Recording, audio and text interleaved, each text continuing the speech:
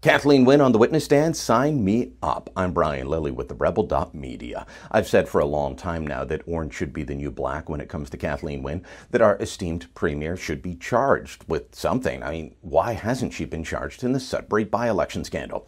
But the good news came this week. She's going to testify in the trial that starts for two of her top aides on September the 7th. Now, you remember this story. She was trying to make sure that she got her preferred candidate in. So what did she do? She sent two people to offer a job to Andrew Olivier, the person she wanted to step down.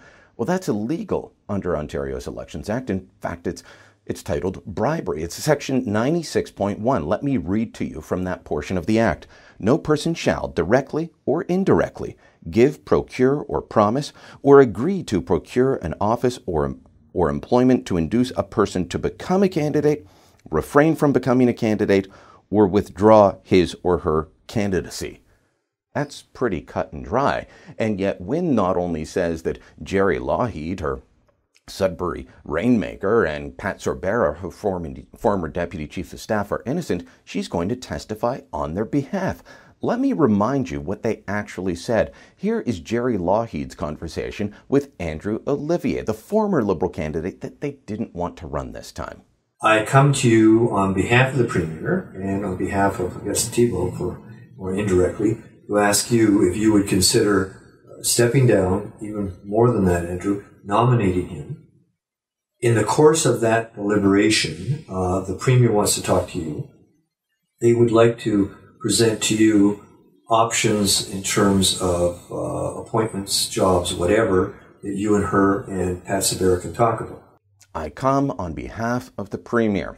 He's offering a job. Two things from that. One, I think that clearly goes to the issue of bribery. It's cut and dry in the law. It's cut and dry in that audio.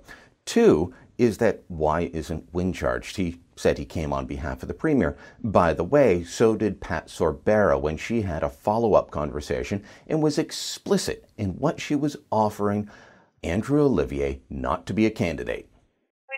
Overnight, right? There's lots of options that we can sit down and talk about. I mean, we're all going to be up in Sudbury many times. We can sit down and, talk that through, and we should have the broader discussion about what is it that you'd be most interested in doing, and then decide what shape that could take that would fulfill that, is what I'm getting at, whether it's a full-time or part-time job at a consid office, whether it is appointments to boards or commissions, whether it is also going on the exec direct. There's lots of, but we would just need to better understand,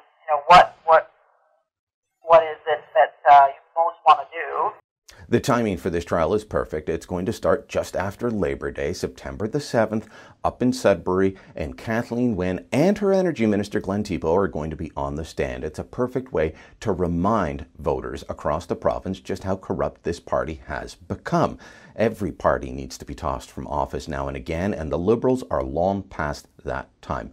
Here's just a nice little extra bit to sweeten the pot. 4 days later, there's going to be another trial starting. September the 11th, that's when David Livingston and Laura Miller are going on trial for deleting the emails in the gas plant scandal.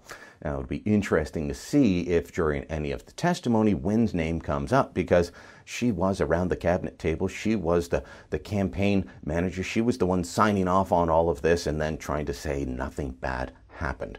It's going to be a good few months for the people of Ontario, at least for those that want change.